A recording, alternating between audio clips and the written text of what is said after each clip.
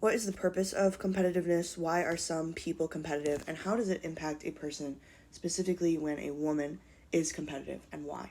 I've always been a competitive person. I have two siblings under me, and it was always really important for me to achieve, to get good grades, to be able to go to college, to be able to get a profession that I wanted, and to be able to rise among from being a student and transition that to being a professional. When I was younger, this was definitely perceived differently. Like, as somebody who was feminine presenting growing up and following the rules and feeling excluded from that.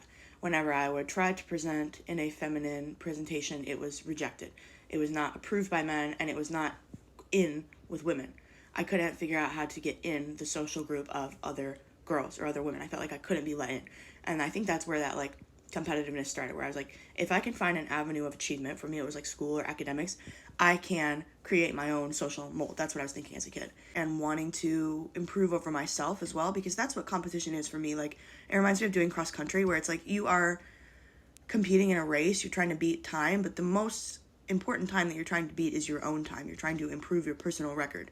And the people around you are just kind of like environment, like true environment. You can't really have an isolated competition setting like that. So not necessarily competing against other people, but finding out how to use your own power and your own history to improve your skills wherever you want. So when I was younger, that was like running or science Olympiad or getting good grades or whatever.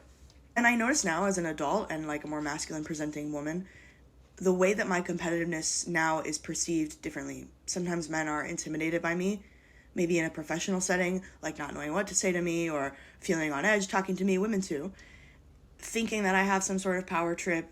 And so I'm like figuring out how to deconstruct that for my own good and for my own ability to live in communal settings with other people, is like get down that defense mechanism that I felt like I need to have as a young person.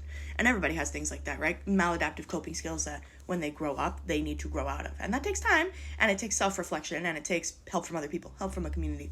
And I see it now with, I was also raised in a conflict heavy household where conflict was addressed and addressed loudly and frequently and often and to whoever was around. And so when I compare that now to people who have climbed the